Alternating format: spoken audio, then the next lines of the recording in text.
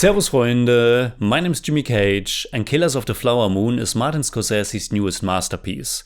An epic, fully absorbing western crime drama that somehow clocks in at more or less exactly the same runtime as his previous big feature film The Irishman, which is 3.5 hours. A big budget, apparently $200 million heavy 3.5 hour long film.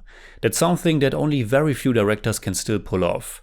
Honestly, I think like only 2 or 3. And only under certain special conditions. The Irishman was financed by Netflix and only got a limited theatrical release. Killers of the Flower Moon was backed by Apple, but thankfully this is getting a wide release. I guess the recent overwhelming success of Nolan's Oppenheimer might have played some role in that decision.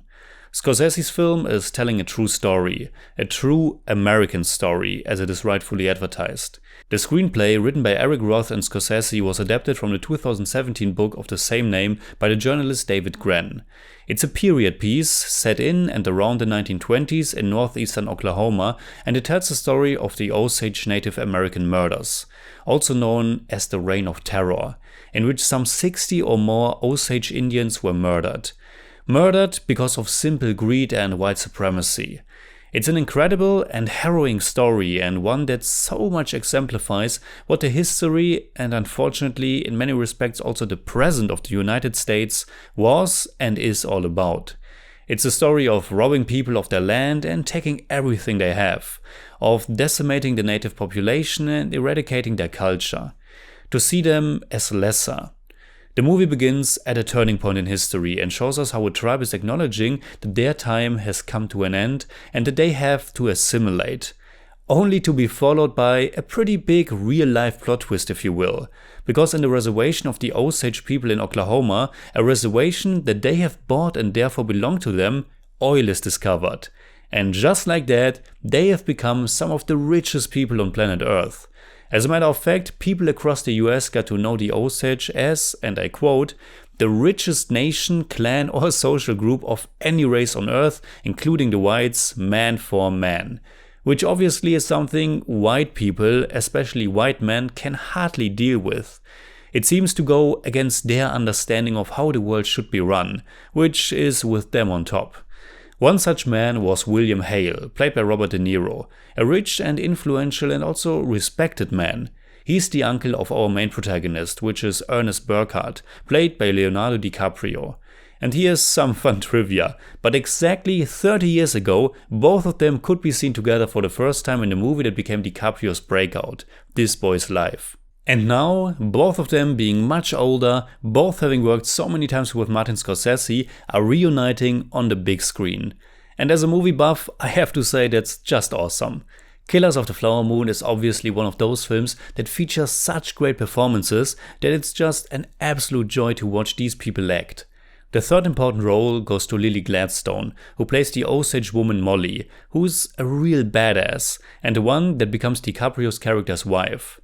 All in a big scheme to grab their fortune. As Ernest is saying more than once, he just loves that money. And he's also a pretty lazy son of a bitch, as are all these lousy white guys coming to that place and marrying into money. Like in Scorsese's previous films like The Wolf of Wall Street, Casino or Goodfellas, he's doing such an incredible job making an absolutely absorbing and super entertaining film about these loathsome, pathetic people, and watching it makes for a really strange sensation. This is probably by far the most squirmy, slimy and pathetic and also gullible role DiCaprio has played. He's downright ugly here, both on the inside and outside. And he plays it so damn well. And it's not just a cartoon villain he's playing, but actually a complex figure that you can also feel sympathy for. I do think that he really loves his wife, but he loves that money too. Scorsese tells this story with all the time he needs. It's very slow paced, but also so dense with atmosphere. It's the very definition of a slow burn. Also amplified through the wonderful background music composed by the late great Robbie Robertson, with its unobtrusive bluesy vibe. The whole movie really sucks you in and it creates this great period setting. It has that American Western scale, with the images, with the characters, with the language. And characters there are plenty of, but it never gets confusing or overstuffed. though it might feel like a big mini-series at times, as if you are binging several episodes in a row because it's so engrossing. Jesse Plemons' character, as the guy who comes to town to investigate the murders, doesn't even show up until I guess 2.5 hours into the film, and yet he plays such an integral role for the story. Killers of the Flower Moon sheds light on a very important true story that probably not enough people know about. In that regard, it reminded me of the Tulsa Massacre that I think really got to the forefront because of the Watchmen series. And that's also referenced in this film, as Robert De Niro's character is watching some newsreel about it in the local cinema. He's probably thinking to himself that the white race is taking their righteous place again. There's also this really great and memorable little scene in which the Ku Klux Klan is marching on the street as if it's the most normal thing ever, which it probably was. The movie does a terrific job in portraying these cold-hearted murderers as evil, but also ordinary American citizens. There's a scene later on in which one of them describes what he did, and it's the mundane, ordinary manner that's so disturbing. Killing these Native Americans just didn't really bother them that much, because their greed was more important and because their stupid white supremacy kind of thinking justifies everything. It's a really powerful and engrossing film about pathetic little white men, and it's great. So, in German I'd say, mit Killers of the Flower Moon gelingt Scorsese ein eindrucksvoller, ergreifender, großartig gespielter und wie immer unglaublich unterhaltsamer Film über das eigentliche Wesen der Vereinigten Staaten von Amerika. Eine wahre amerikanische Geschichte. I give Killers of the Flower Moon 9 out of 10. It's more like 8.5, but I don't do that.